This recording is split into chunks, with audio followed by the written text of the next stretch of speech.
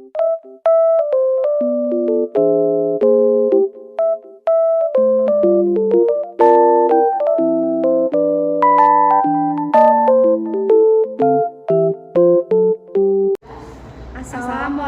warahmatullahi wabarakatuh. Kami di sini untuk menjelaskan hak asasi manusia.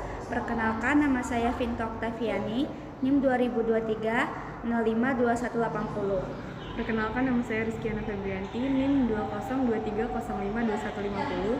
Perkenalkan, nama saya Mia Abelia dengan NIM 2023 052107. Perkenalkan, saya Cynthia Wandasari dengan NIM 2023 052186. Terima kasih.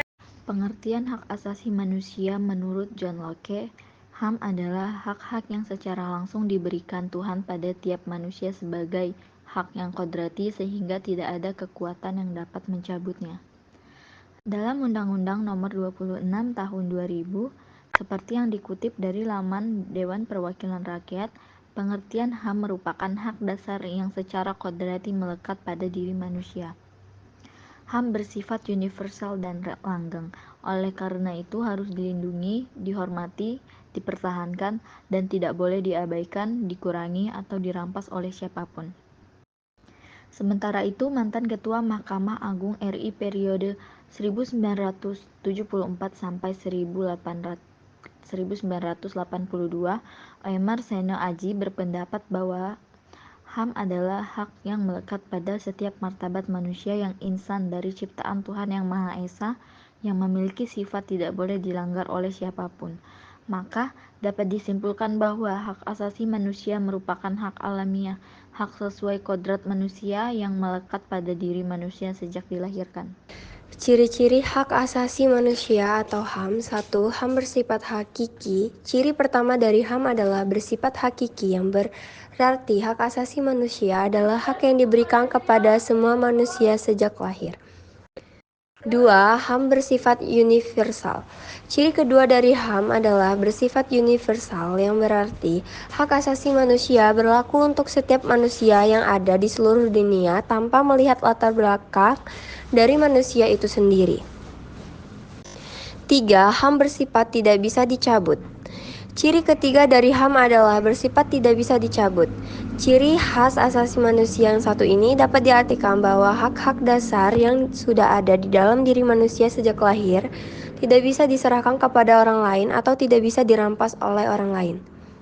Apabila hak-hak dasar manusia dirampas oleh orang lain, maka sesama manusia sangat mudah terjadi konflik yang bisa membahayakan individu itu sendiri dan lingkungannya.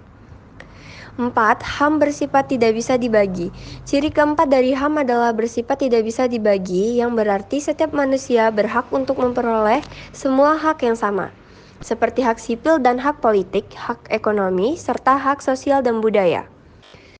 Jika HAM berbagi-bagi, maka akan ada manusia yang merasa dirinya diperlakukan tidak adil karena tidak mendapatkan hak yang sama dengan individu-individu lainnya. 5. Hak atas kebebasan pribadi. Contoh dari hak atas kebebasan pribadi yaitu seperti orang biasa menuntut agama yang akan dianutnya. Setiap orang bebas untuk menentukan pilihan politiknya. Setiap orang bebas mengeluarkan pendapat. Setiap orang bebas untuk menentukan kewarganegaraannya dan sebagainya. 6. Hak atas rasa aman. Setiap orang berhak untuk mendapatkan rasa aman sehingga dalam menjalani kehidupan akan lebih tenang. 7. Hak kesejahteraan. Adanya hak asasi manusia ini memberikan manusia untuk mendapatkan hak kesejahteraan manusia yang dapat hidup sejahtera. Maka kehidupannya bisa berjalan dengan baik. Dengan adanya hak kesejahteraan ini, maka setiap orang tidak boleh mengambil secara paksa atau merampas hak-hak dasar orang lain. 8. Hak untuk ikut serta dalam pemerintahan. Indonesia yang menganut sistem pemerintahan demokrasi ini memberikan kebebasan berpendapat untuk masyarakatnya dan memberikan kebebasan dalam memilih pilihan politiknya. 9. Hak wanita. Berdasarkan Undang-Undang Nomor 39 Tahun 1999 ini, terdapat hak wanita. Beberapa contoh dari hak wanita yaitu seperti wanita berhak untuk memperoleh perlindungan khusus dalam melaksanakan pekerjaannya. Wanita berhak untuk memilih pekerjaan yang sesuai dengan peraturan perundang-undangan.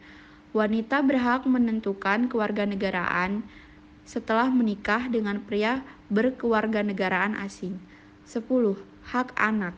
Setiap anak yang lahir di dunia ini mempunyai hak atas perlindungan oleh orang tua, keluarga, masyarakat, dan negara. Contoh dari hak anak, seperti setiap anak berhak untuk mendapatkan sebuah nama dan status kewarganegaraan. Setiap anak berhak beribadah, berpikir, dan berekspresi dengan bimbingan orang atau orang tua, wali, dan setiap anak berhak untuk memperoleh suatu perlindungan hukum dari segala macam tindak kekerasan, baik itu secara fisik ataupun mental.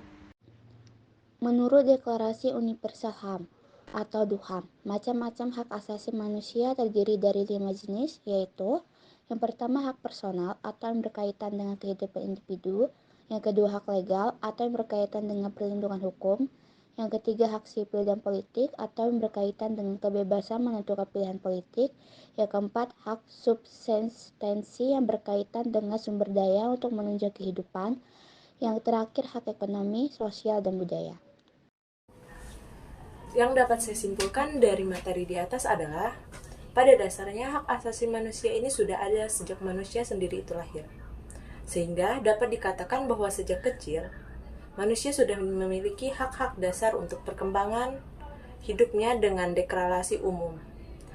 Hak-hak asasi manusia atau The Universal Declaration of Human Rights, maka masyarakat di seluruh dunia sudah semestinya untuk saling menjaga dan menjunjung tinggi hak asasi manusia. Hal ini perlu dilakukan agar sesama manusia dapat menjalani kehidupan yang lebih tenang, damai, dan layak. Di Indonesia, hak asasi manusia sudah diatur dalam Undang-Undang Nomor 39 Tahun 1999, di mana di dalam undang-undang tersebut banyak sekali pasal-pasal yang berhubungan dengan HAM dan Lembaga Perlindungan Hak Asasi Manusia. Maka dari itu, sebagai warga negara Indonesia yang baik, kita perlu menjunjung tinggi hak asasi manusia. Terima kasih.